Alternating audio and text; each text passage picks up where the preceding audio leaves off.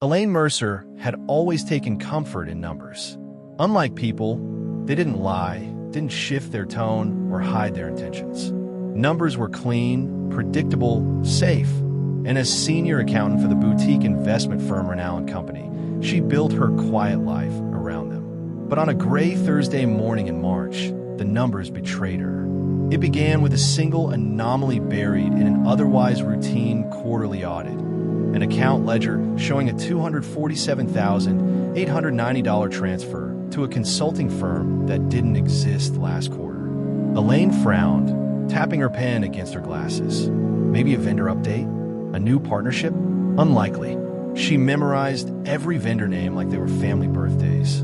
She opened the supporting invoice. Her breath snagged. The signature at the bottom was hers. She hadn't signed anything of the sort. A cold ripple crept through her chest. Identity misuse? Internal prank? But the invoice was too precise, too coordinated. Her signature duplicated perfectly, her approval ID embedded in the metadata. The transfer timed at 2:12 a.m., when she was very much asleep. Elaine locked her computer and walked to the office of her manager, Charles Whitford, the kind of man whose smile never reached his eyes. "Morning, Elaine," he said without looking up. "I found something," she replied, placing the printed invoice on his desk. "Did you authorize this vendor? I don't recognize the name." Charles skimmed the paper. His expression remained unreadable. Yes, I've been handling some private consulting partnerships. Nothing you need to worry about. But it's logged under my approval. That must be a clerical mix-up." He slid the paper back toward her. "I'll take care of it." The dismissal was too quick, too smooth. Elaine felt something prickling, an instinct warning her that the explanation didn't fit. She tried again. "Charles, I didn't sign this." This time, he looked at her with an icy stillness. "Then check your password security." That was it. Conversation over. Elaine walked out, but her mind didn't leave the office. She'd worked with Charles for 9 years. He was demanding, meticulous, and deeply territorial over upper-level accounts. But forging her signature? Sneaking transfers past audits? That was another level entirely. As the day went on, more strange details emerged. A locked filing cabinet she normally accessed refused her keycard. A server log showed an unknown device accessing her profile. An assistant whispered that Charles had been taking late-night meetings in the office for weeks. Something was happening. Something big. Elaine stayed late, waiting until most staff had left.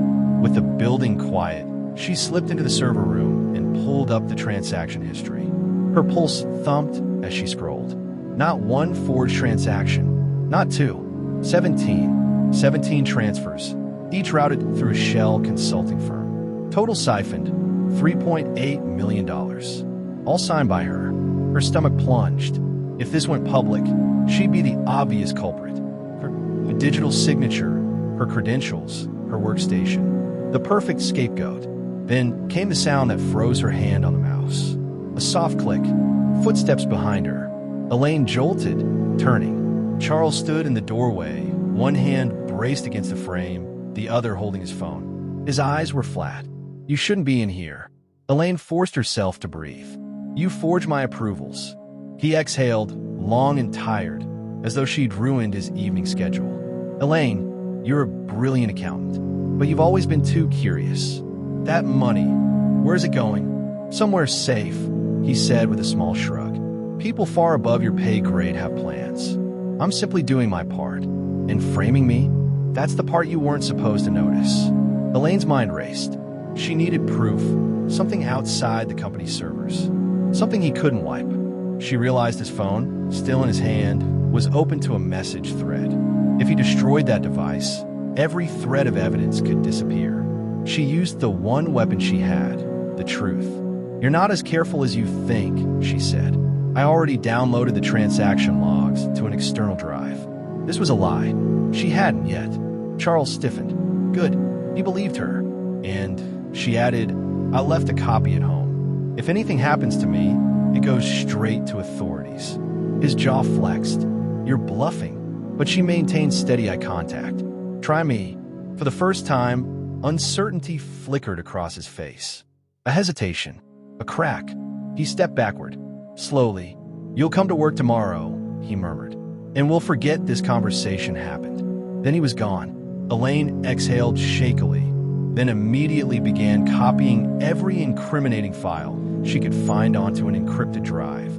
It took 30 agonizing minutes. When she finished, she didn't go home. She walked straight to the Financial Crimes Bureau.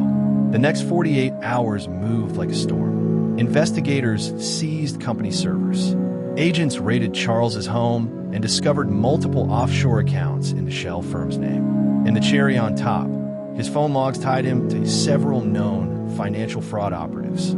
Charles had planned everything, except the possibility that his quietest employee might fight back. 3 weeks later, Elaine sat in the bureau lobby, giving her final statement. The lead investigator, a woman with sharp eyes and a softer smile, closed her notebook. "You saved the company and yourself. If you hadn't stepped in when you did, he'd have vanished with millions and left your career in ashes." Elaine nodded, still absorbing it all. "I trusted numbers," she murmured. "I didn't think someone could twist them so neatly." "That's why people commit financial crimes," the investigator said. "Numbers make good hiding places." When Elaine stepped outside into the afternoon sun, she inhaled deeply. The ordeal wasn't over. There would be hearings, press interviews, corporate audits, but the worst was behind her. The numbers were hers again, and she would never ignore an anomaly again. In the end, the accountant's mistake wasn't hers at all. It was his underestimating her. Subscribe at Crime Scenes.1 for more jaw-dropping true crime narratives.